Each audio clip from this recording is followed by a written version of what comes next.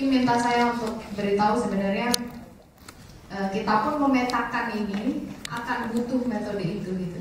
Contohnya di yang atas tadi ya, kayaknya art and midwifery science itu juga butuh. Nah ini kalau kita lihat reflective essay di sini. Jadi dibutuhkan reflective essay. Reflective essay itu apa? Besok akan diajarkan. Jadi harapannya ibu-ibu semua terbayang. Oh ya ini ya bedanya gitu. Bukan lagi seperti kebanyakan yang ada di program diploma. Nah ini ada 16 modul, coba kita cepat ya. Effective communication, art, midwifery skills for normal childbearing, applied psychology, midwifery. Jadi rata-rata semuanya pakai kata midwifery. Jadi mungkin cukup berbeda dengan apa yang sudah kita lakukan selama ini. Jadi nanti kalau ingin mengembangkan program ini, mohon jadi diperhatikan benar gitu bahwa we're on the right track, dan apa-apa saja yang harus ada di modul ini harus bisa dijawab. Itu harus bisa, challenge yang ada di modul ini harus bisa disediakan, bukan hanya SDM tapi juga pemahaman dan learning outcome-nya harus dipastikan. Nah itu nanti apa saja detailsnya silakan nanti dibahas di panel kurikulum. Jadi ini ada 16, ke bawah lagi. Mereka pun memberikan contoh rekomendasi seperti apa evaluasinya gitu ya. Mau lagi, terus langsung aja.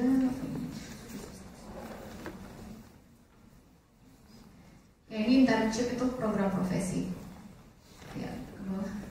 Terus, nah ini yang professional midwife program plan yang tadi kalau 16 ke bawah lagi. Kan kalau 16 minggu itu kurang lebih seperti apa? Ini kalau di kita mungkin familiarnya kalender akademik ya Bu ya. Nah itu ya ini pun bisa, kalau misalnya mau memetakan tadi Kim minta saya untuk menyampaikan ini biar nanti kurang lebih paham ya bagaimana merancangnya. Jadi nanti bisa dia sekuensial, bisa dia simultan. Jadi modul itu ada yang modul dimulai satu selesai atau modulnya bisa diajarkan bersamaan. Nah ini perlu diperhatikan. Keterangannya di bawah ini kurang lebih contoh ya. Ini contohnya bukan pakem karena ini hasil konsultasi.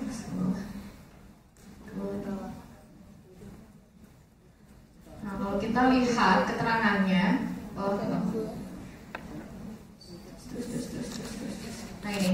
nah ini teori ya, insight practice juga kalau I ya. Jadi ini misalnya dia clinical visit atau apapun kita menyebutnya. Practice ini praktek ya, kalau kita lihat FS free study. Nah ini harus dipetakan gitu. Walaupun memang mereka mau free study ya sudah free study dan sebagainya. Dan annual leave liburan ya, libur 1 tahun itu seperti apa? Hanya assessment. Jadi kalau kita lihat di sini akhirnya kita, ya ini mungkin perbedaan kita dengan mereka ya. Kalau mereka biasanya kalau untuk level degree 1 tahun 1 kali, tapi ya nggak apa-apa, itu pun kita tidak harus sesuai dengan mereka. Kita sesuaikan dengan konteks kita karena evaluasi kita setiap semester ataupun mungkin di tengah-tengah semester, that's fine. Tapi yang penting dipahami adalah mengapa kita meng-assess mereka di awal, di tengah-tengah ataupun di akhir, dan bagaimana apa yang kita harapkan itu pun juga harus dipahami. Jadi biasanya itu yang suka tricky ya, karena kita gampang tidak meluluskan mahasiswa biasanya karena ekspektasinya terlalu tinggi. Ini tidak terampil, padahal ekspektasi keterampilannya untuk mahasiswa yang sudah lulus 3 tahun misalnya, atau yang bidan yang sudah kerja 5 tahun ya jelas aja gitu. Atau compare-nya dengan dosennya, biasanya gitu. Kita kan begitu ya. Ya saya percaya dulu, nggak mungkin saya. Lagi Mbak. Nah itu assessment-nya, ini kurang lebih timetable-nya. Besok Kim akan menjelaskan lebih ya sebagai contohnya reflective learning, karena kita tadi sudah belajar membuat salah satu modul, merancang salah satu modul. Besok akan dibahas bagaimana mengevaluasinya, salah satunya dengan menggunakan reflective essay.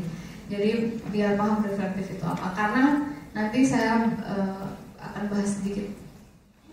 Hampir di setiap mata kuliah nanti kita butuh reflektif. Jadi jangan sampai kita sebagai penyelenggara program sarjana nanti tidak paham reflektif apa. Ya baik, itu ini sejarahnya sedikit. Setelah itu kita sesuaikan. Jadi kita sesuaikan bukan hanya substansi yang kita dapat dari Nottingham, tapi juga secara struktur, secara struktur dan kaidah-kaidah penulisan kita sesuaikan dengan KPT, dari dikti ya, dan aturan-aturan dikti. Mulai istilah, mulai kedalaman dan sebagainya. Walaupun konten-kontennya kita banyak dapat masukan dari Nottingham, yang konten midwifery-nya itu. Nah, kita sesuaikan dengan aturan-aturan yang ada. Akhirnya kita ketemu ini, Bu. Ketemunya jadi 17 modul. Jadi 17 modul. Kalau di kita istilahnya blok mungkin ya. Kalau mereka nyebutnya modul. Kalau di dikti, kalau kita lihat pengertian di KPT itu, modul sama dengan mata kuliah sebenarnya. Dan satu mata kuliah bisa terdiri dari beberapa modul. Nah, jadi jangan bingung. Kadang memang interchangeable ya kan. Kok ini modul atau ini? Nah, biasanya kita memang menyebut modul itu identik dengan blok. Padahal belum tentu. Jadi kita harus make sure yang dimaksud modul ini modul yang bagaimana gitu ya. Yang dimaksud apakah blok, apakah modul beneran yang seperti dimaksudkan dikti atau bagaimana. Karena nanti kalau pemahamannya berbeda, nanti turunnya pun akan berbeda. Nanti ngasih merancang kurikulumnya pun juga nanti pasti akan berbeda. Nah, ini rekomendasi minimal. Jadi kita punya 17 blok. Blok pertama contohnya keilmuan dari seni dalam kebidanan, dan semuanya sudah kami karena kami lakukan kajian yang terus menerus, kita pun mentranslate dalam bahasa Indonesia. Kita sesuaikan juga kedalamannya, bahasa operasionalnya kita sesuaikan dengan dikti dan secara keilmuan bagaimana. Contohnya kalau misalnya itu nanti akan terserah ibu sekalian saya mau pakai blok, saya mau pakai mata kuliah aja, blok murni, mata kuliah murni atau hybrid. It depends, disesuaikan dengan nanti resources yang ada di institusi nggak ada bapaknya, ibu-ibu masing-masing. Dan itu tidak ada mana yang paling benar, mana yang salah, tidak. Semuanya punya challenge masing-masing. Yang paling penting diperhatikan adalah contohnya seperti Kim tadi ya. Kalaupun memang blog, mungkin akan banyak hal yang kita perhatikan. Misalnya mahasiswanya, kalau blog ini nanti berarti berapa SKS, misalnya SKS-nya besar. Kalau mahasiswanya nggak lulus seperti apa? Nah, itu harus diperhatikan. Berarti dia nggak lulus 6 SKS misalnya. Berarti dia nggak lulus 10 SKS. Nah, itu pertimbangan-pertimbangan yang mungkin perlu diperhatikan. Kalau misalnya dia mata kuliah, challenge kita adalah bagaimana men-setting, membuat rencana pembelajaran itu bahwa dari satu mata kuliah ke mata kuliah yang lain itu dia terkoneksi. Jadi dia punya hubungan, dia punya sekuensial dan sebagainya. Jadi nggak seperti lepas aja gitu. Nah, itu salah satu challenge yang saya bisa beritahu ya, mungkin dari beberapa pengalaman kami penyelenggara. Nah, ini contoh rekomendasi, bukan contoh ya, justru rekomendasi 80% yang harusnya. Jadi ini minimal, rekomendasi minimal yang kami berikan. Setelah itu 20%-nya bisa disesuaikan di institusi masing-masing. Jadi contohnya satu blog ini bisa terjawab di 3 mata kuliah. Nanti kenapa bisa ketemu 3 SKS? Silakan ditanyakan Bu Lisa dan Bu Wati. Karena ini berdasarkan kedalaman dan keluasan dan sebagainya. Nanti ada hitungannya. Nah, ini contohnya pengantar praktik kebidanan, asuhan kebidanan, etika dan hukum kebidanan. Ini pun kenapa muncul ini? Apa detailnya ya? Nanti akan ada detail lagi di RPS. Jadi panjang prosesnya. Nah, kedua, keilmuan dasar kebidanan ini bisa terjawab. Kalaupun memang mau mata kuliah berarti 6, 1, 2, 3, 4, 5 mata kuliah ini seperti satu blok gitu. Jadi terserah mau yang mana. Dan kita di sini belum menyebutkan satu, kalau tadi Kim menyebutnya foundation studies ya, kalau kita MKWU ya. Jadi yang wajib ada dari dikti apa aja Bu? Agama, bahasa Indonesia, Pancasila. Jadi ada 8 SKS itu tidak kita sebutkan di sini. Nah, itu ya. Itu karena itu semuanya ada, mau apapun jurusannya dia wajib ada. Jadi bukan hal yang spesifik. Pancasila, keluarga negaraan. Ke bawah. Nah, ini tahun ketiga, ini tahun kedua. Sosial budaya. Ini komunikasi, keterampilan dan sebagainya. Nanti kalau kita lihat sebenarnya kalau ini dibalik ya. Kalau dilihat dari landscape sebenarnya dia sequence. Jadi dari blok pertama, blok kedua dan sebagainya. Walaupun ada beberapa yang bisa kita selenggarakan simultan, jadi tidak semua sequence, ada yang bisa kita selenggarakan bersamaan.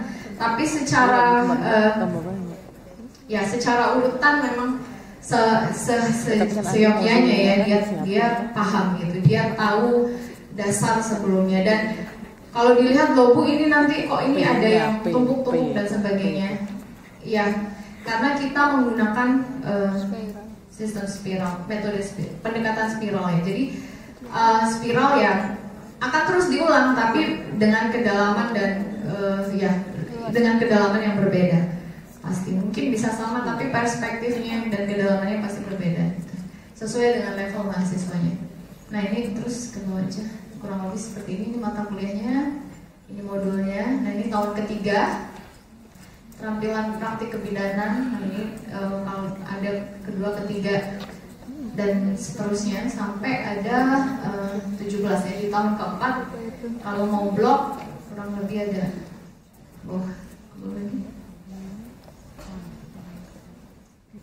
ada 17 blok. Nah ini 109 SKS karena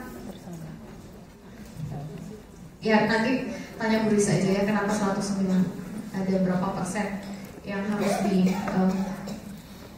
dicapai oleh institusi. Next. Lagi.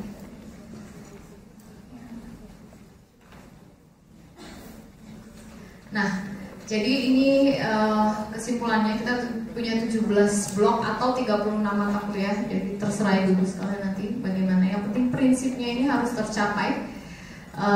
Mata kuliah ya in order untuk ini dalam upaya menjawab tadi apa Bu? Kayaknya. Kenapa mata kuliahnya ada untuk menjawab CP untuk menjawab profil. Jadi kurang lebih seperti ini. Dan setelah mata kuliah dan bahan kajian program profesi kita punya istilahnya stase. Jadi tidak ada, karena kita mahasiswa pada saat profesi itu dia total ada di klinik. Jadi tidak ada mata kuliah khusus karena mata kuliahnya semua sudah dapat di akademik. Jadi di tahap akademik semua dia sudah dapat. Yang berbeda adalah kedalamannya. Jadi dia lebih harus kritis, dia diminta untuk lebih apa, dia bisa skill yang harus mandiri seperti apa dan sebagainya. Jadi perbedaan. Kalau ilmunya semua seharusnya dia harus sudah dipelajari di tahap akademik karena pada saat tahap profesi dia sudah tidak ada kuliah apa-apa lagi. Nah ini ada 12 tase rekomendasi. Ini ditempuh dalam waktu 1 tahun atau 1,5 tahun. Jadi terserah ibu-ibu sekalian, yang penting dia kurang lebih 36 SKS. Nanti mungkin detailsnya Bu Risa bisa menjawab, bisa menjelaskan. Ya, 12 rekomendasi stase. Jadi bahan kajiannya profesi, bukan nggak punya ya, profesi punya bahan kajian, tapi ini istilahnya juga. Jadi kompetensi stase yang pertama KDPK yang seperti saya jelaskan ini menjadi syarat ya, syarat untuk ke semuanya karena ya ini kalau belum bisa ini terus dia nggak bisa gitu kalau jadi ini belum spesifik ya, belum spesifik sampai belajar ke asuhannya, jadi keterampilan. Lalu pranika dan prakonsepsi yang kedua, ketiganya nanti bisa dilihat seperti apa sih deskripsinya ya, kehamilan. Setelah itu ya kita lihat nanti akan ada sampai 12 kompetensi stase. Nah bagaimana nanti strateginya, mau ini sequence dulu Bu, saya mau settingnya kehamilan dulu dapatnya, setelah itu persalinan, setelah itu nifas, setelah itu apa terserah. Walaupun dan di setiap pilihan nanti akan ada konsekuensi dan challenge ya, bukan konsekuensi sebenarnya, challenge yang harus dipikirkan oleh institusi gitu. Jadi kalau misalnya ini nanti pasiennya, nah itu akan sangat bergantung pada wahana yang ibu-ibu sekalian miliki. Jadi kalau misalnya sedikit ya nanti akan repot gitu kalau mahasiswa profesi ya, karena dia 1 tahun full ada di lapangan. Kalau dia nggak punya rumah sakit atau ya, susah juga, agak tricky. Jadi itu harus bisa dijawab ya kalau mau buat program profesi. Persalinan terus nanti silakan dibaca masing-masing akan dapat ya. kebidanan pada bayi baru lahir. Ya, jadi ini seperti mata kuliah yang umumnya kita miliki gitu ya. Pada nifas. Baik.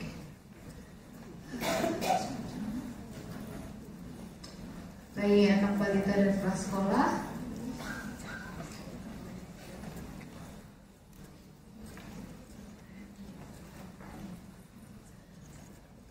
Dan ini pun kenapa ini bisa ada, itu juga di bagaimana kita mengelaborate yang sudah ditentukan oleh baik standar nasional tadi harapannya mau dia sedalam apa gitu ya, keterampilan umum dan keterampilan khusus pengetahuan pun. Nah itu bisa jadi itu yang menjadi dasar sebenarnya. Terus di CP yang sudah saya jelaskan sebelumnya dulu. Langsung aja apa ya? Terakhir. Nah, nanti ada 3 stase yang lain kalau saya mau dibaca sekarang. Next slide. Nah ini deskripsi metode dan evaluasi pembelajaran. Nanti kita lihat di sini sekilas. Nah ini apa perbedaannya dengan yang sudah ada. Nah kalau kita lihat di sini nanti ini ada kalau misalnya di blok. Misalnya blok pertama keilmuan dan seni kebidanan kita turunkan jadi beberapa mata kuliah. Nah ini di sini terus ke atas. Nah ini ada CPMK. CPMK itu capaian pembelajaran mata kuliah. Jadi sudah sangat spesifik itu yang ada. Jadi ada capaian pembelajaran lulusan, ada capaian pembelajaran mata kuliah. Kalau capaian pembelajaran mata kuliah nanti adanya di mana Bu? Di RPS. Ya. Nah RPS ini nanti jadi ini semakin kecil, semakin ke sana semakin kecil. Nah ini rangkumannya, kurang lebih kalau ini bisa digunakan metode ceramah, seminar, tutorial, PBL, penugasan individu terstruktur. Jadi yang diajarkan oleh Kim sebenarnya kita sudah tulis di sini. Jadi tolong dimanfaatkan. Apapun mau bertanya apapun yang sekiranya quite new atau belum tahu kita bahas bersama. Belajar mandiri. Jadi ya ini justru ya kenapa program ini berbeda karena itu. Jadi jangan sampai kita sama-sama aja sama yang diploma ya. Diskusi belajar mandiri praktikum ya. Di sini kalau kita lihat ada written essay, jadi kita menulis essay jangan bilang nggak bisa ya Bu ya. Justru kita harus berpikir gimana ya caranya written essay itu. Gitu. Jadi jangan sampai nggak bisa karena kita yang menyelenggarakan apa-apa saja syarat untuk written essay, atau bagaimana kita marking atau menilai written essay dan sebagainya. Ujian tulis, presentasi, lab, jadi bukan hanya MCQ dan MCQ for all competencies gitu. Atau ya udah pokoknya kalau dia skill dia berarti harus praktek gitu ya. Kalau dia nggak bisa melakukan itu, mungkin sedikit perbedaan antara sarjana akademik, proses di akademik dengan proses di profesi juga ibu harus take into account. Contohnya misalnya untuk mahasiswa sarjana, mereka berpraktik bukan berarti mereka harus, misalnya mereka belajar kehamilan. Tujuannya adalah untuk memperkuat apa yang sudah dia dapat di kelas.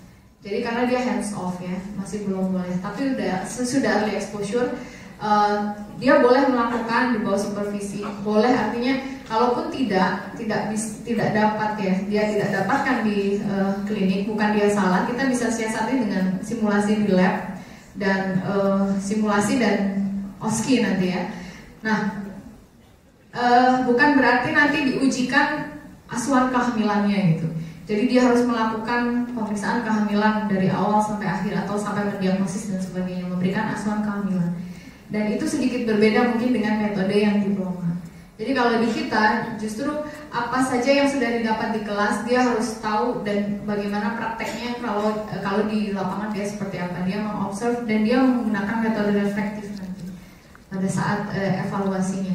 Jadi tidak menilai skillnya, jadi tidak menilai keterampilannya, tapi knowledge-nya, building knowledge gitu ya.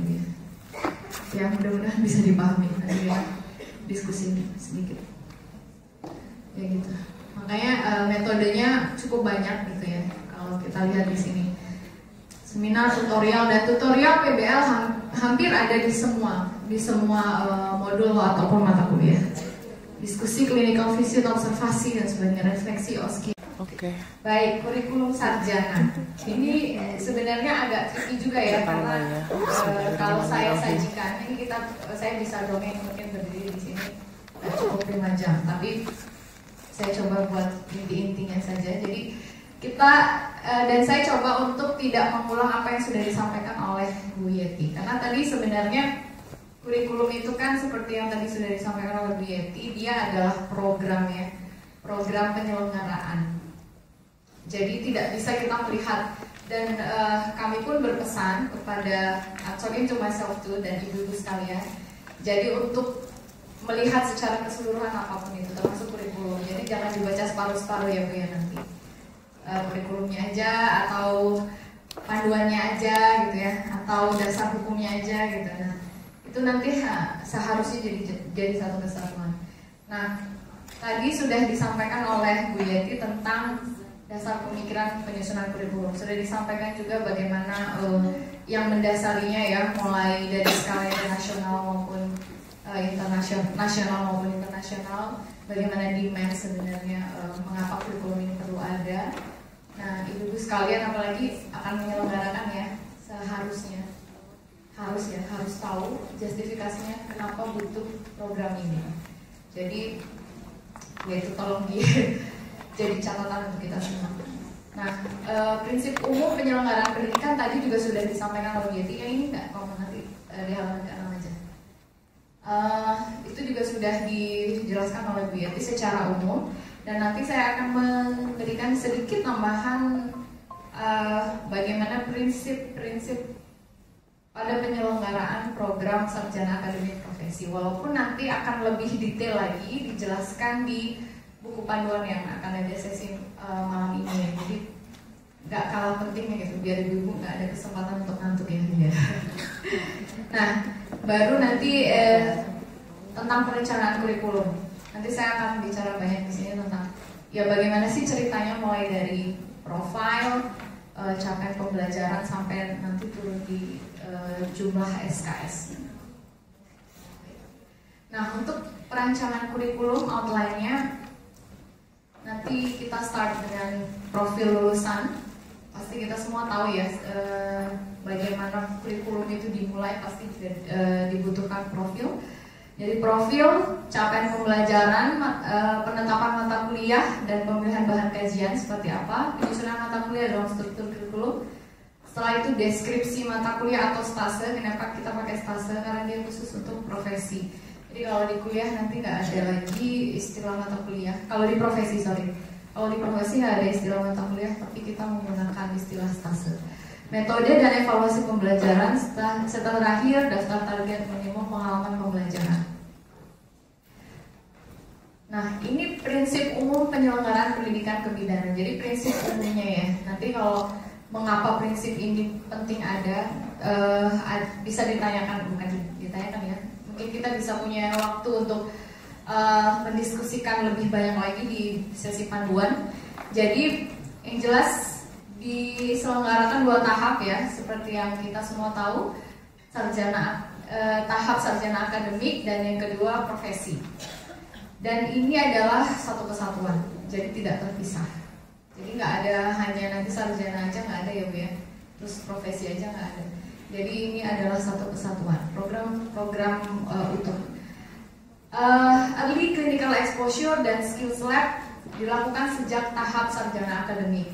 Ini untuk menjawab bahwa oh ya anak-anak sarjana ini kayaknya kurang terampil dan sebagainya.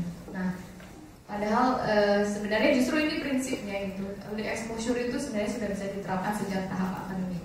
Nah, nanti seperti apa strateginya, bagaimana metodenya, kita bisa akan dibahas di sesi panduan setelah saya.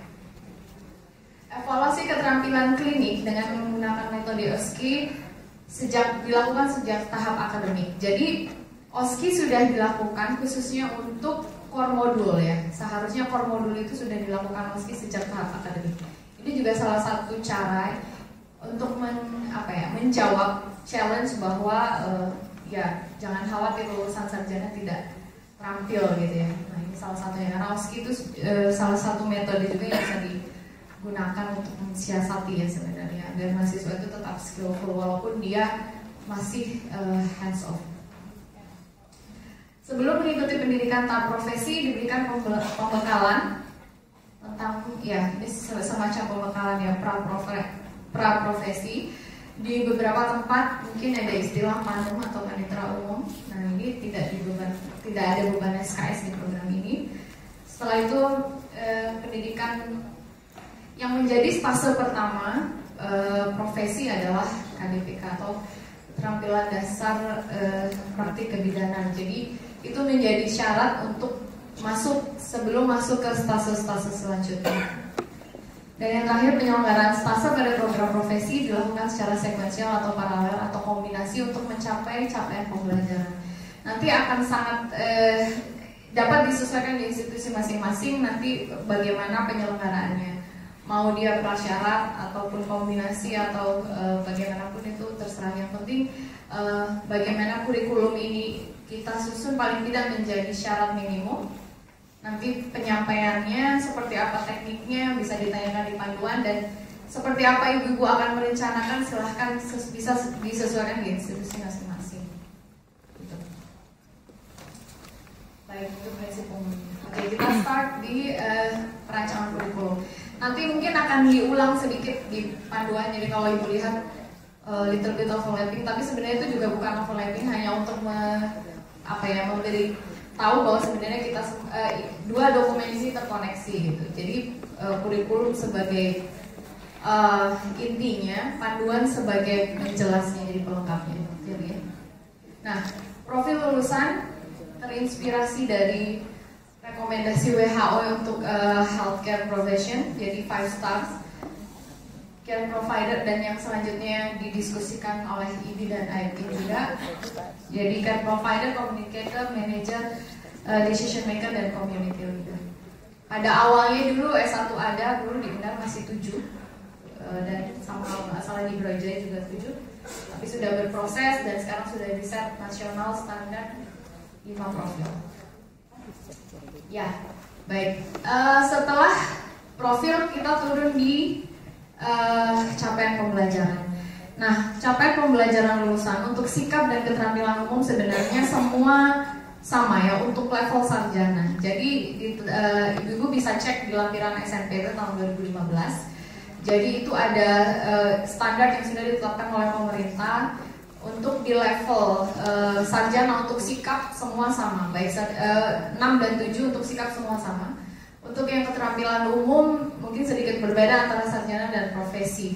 Kalau tidak salah yang disikap itu ada 10 sikap umum ya. 10 sikap Untuk yang di keterampilan umum mungkin yang membuat spesifik antara sarjana dan profesi perbedaan level critical thinking-nya. Nah, critical thinking-nya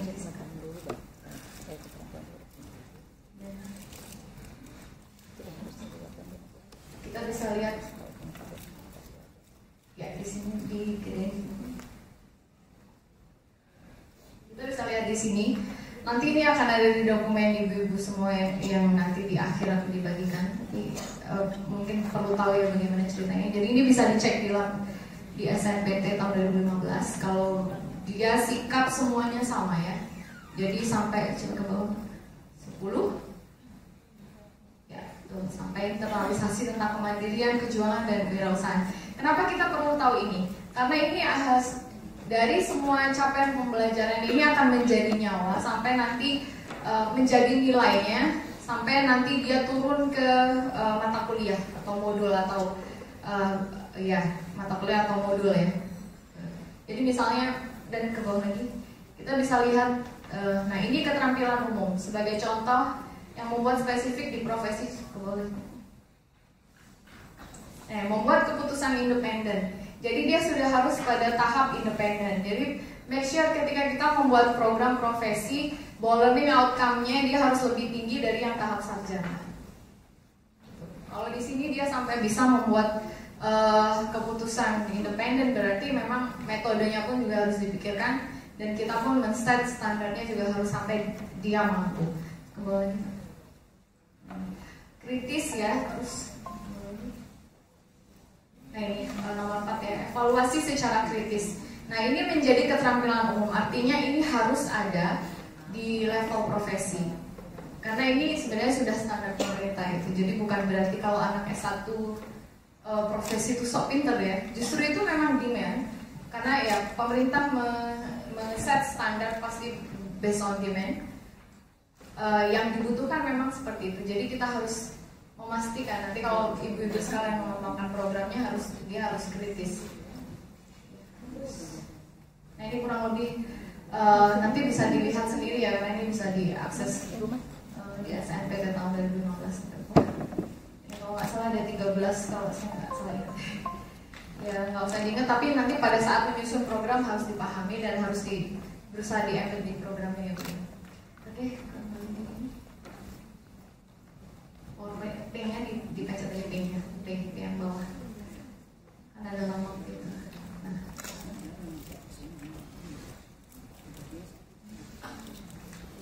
Nah, untuk keterampilan khusus, jadi keterampilan umum tadi sudah sekalian ya, saya ambil di sini.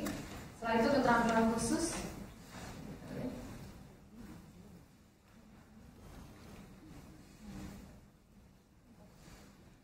Ya. Dan keterampilan khusus di sini harus mampu menjawab profil yang kita miliki dari 5. Nah, kita sudah set 5 star tadi, dan di sini sudah dipetakan kurang lebih kalau dia keterampilan khusus untuk menjawab care provider apa sampai dia manager apa. Jadi kurang lebih seperti ini ya. Ya sebagai contohnya, dan ini berjenjang ya Bu. Kalau nanti kita baca kalau ya.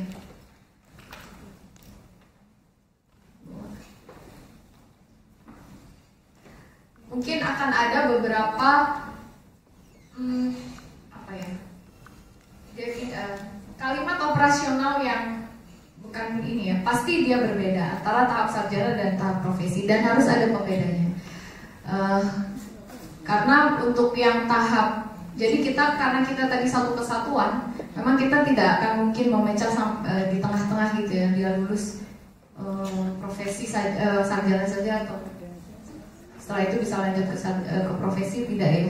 Tapi harus ada pembeda antara level 6 dan level 7. Mengapa penting? Penting untuk kita sebagai penyelenggara paham bahwa misalnya nanti pada saat ibu-ibu membuat program, penting untuk dicatat ketika menguji misalnya ya, menguji mahasiswa level 6. Nah, apakah sudah sesuai gitu nanti? Oh ini anaknya nggak bisa, oh ini apa? Padahal sebenarnya ekspektasinya dia belum. Jadi seperti jangan sampai kita ngetes anak kelas 4 SD pakai soal kelas 6 SD. Itu ya Bu ya, kurang lebih analoginya. Jadi ini yang menjadi guide kita nanti. Itu dari kata dari operasionalnya juga dia pasti berbeda. Pengen jadi cepet. Nanti in details bisa dijelaskan mungkin lebih di panduan. Setelah itu pengetahuan karena keterampilannya ada yang khusus, pasti pengetahuannya harus berbeda gitu dibandingkan yang ya untuk menjawab keterampilan khusus pasti pengetahuannya pasti berbeda dengan profesi yang lain. What makes this program distinct gitu ya, apa yang membuat program ini bisa berbeda gitu di antara yang lain atau di antara program-program yang sebelumnya saya diploma. Nah ini jadi ini kurang lebih pengetahuan yang dibutuhkan. Nanti ibu bisa lihat konsep teoritis yang di sini teori aplikasi. Nah secara hierarki itu berbeda kedalamannya. Nah ini sudah sesuai dengan kaidah-kaidah penulisan dikti karena pada saat penyusunan ini bukan hanya melibatkan pihak dari luar negeri tapi juga konsultan dari dikti yang ikut mendampingi dari proses awal hingga akhir Bu Liliana khususnya. Gitu ya, jadi ini berbeda konsep teoritis. Seperti apa konsep teoritis? Seperti apa teori aplikasi nanti kita mungkin diskusi lebih banyak di panduan.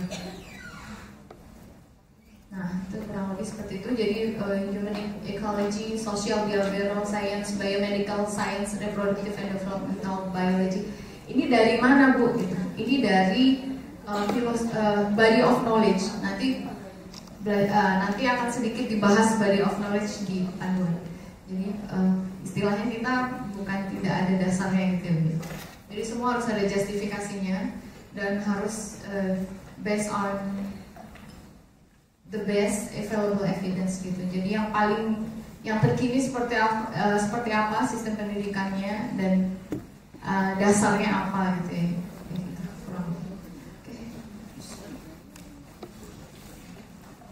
Langsung lanjut powerpoint. Baik. Setelah rumusan capaian pembelajaran, jadi ini kan CPL ya. CPL itu 4 komponen ini kita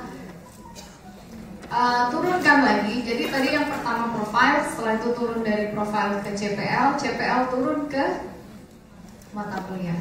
Nah, jadi mata kuliah, penetapan dan penyusunan mata kuliah, saya mungkin sedikit karena saya diminta Kim untuk menceritakan, karena ibu tadi juga sepertinya ada beberapa yang bingung ya seperti apa ceritanya. Tadi walaupun sudah disinggung sedikit oleh Bu Yeti, kita melalui proses konsultasi yang tidak sebentar. Jadi awal kita hasil dari konsultasi kita dengan Nottingham ada 16 modul yang direkomendasikan. Jadi itu pun bukan direkomendasikan, tapi sesuai dengan konteks Indonesia. Jadi kita sudah membuat kurikulum, lalu mereka mereview kurikulum kita dan come up dengan beberapa hasil, dengan beberapa masukan. Coba di ini. Jadi dari 16 modul ini Kim minta saya untuk memberi, ini sedikit dari rangkuman ya, modul-modul apa saja yang kita dapat. Nah, kalau dilihat mungkin judul-judulnya ini sedikit berbeda karena tadi Kim bilang ya, saya dapat feedback yang cukup surprising ya, karena ada yang komen, kenapa kita nggak namanya seperti yang dulu sih gitu ya. Biasanya ibu kan konsep kebidanan gitu ya, atau apa gitu ya, nama-nama yang lalu. Itu nggak salah, hanya saja bagaimana we're trying to sort out yang membuat program profesi, program sarjana akademik dan profesi ini istimewa gitu, bukan istimewa, ada perbedaan yang signifikan dibandingkan program yang sebelumnya. Jadi jangan sampai kita hanya ganti baju Bu, ganti nama, tapi dalamnya sama. Itu sebenarnya sudah tidak bertanggung jawab, itu kurang bertanggung jawab ya sama pada mahasiswa dan ya pada masyarakat sebenarnya. Jadi kita pun harus mengembangkan dan kita berusaha untuk mengembangkan. Ini pun saran ya sebenarnya dari mereka. Ada beberapa yang kita dan hasil konsultasi ini kita proses. Jadi itu pun kita sesuaikan dengan konteks Indonesia, kita proses, jadi mereka menyarankannya pun kurang lebih 10 kredit sesuai dengan hitungan kita. Makanya tadi kenapa sudah sesuai 1.700 dan sebagainya, itu pun karena yang kita konsultasikan juga sudah mengikuti aturan dikti dan mereka coba kira-kira memetakan. Jadi tadi bukannya benar ya kalau dibilang ini kurikulum Nottingham, bukan. Justru itu kurikulum kita, tapi hasil direview oleh mereka. Dan setelah dapat hasil ini memang kita proses kita kaji dan sebagainya, baik konten-konten yang kita harapkan, karena ya as we all know ya, kita ini kurang midwifery kalau kata orang gitu ya. Kalau kata senior sekalian, masukan dari profesi maupun asosiasi gitu, dan bagaimana meng-embed nilai-nilai itu dan filosofi bidan tetap ada. Makanya kenapa namanya ini berbeda. Nah tadi kalau ada yang bingung, karena besok materi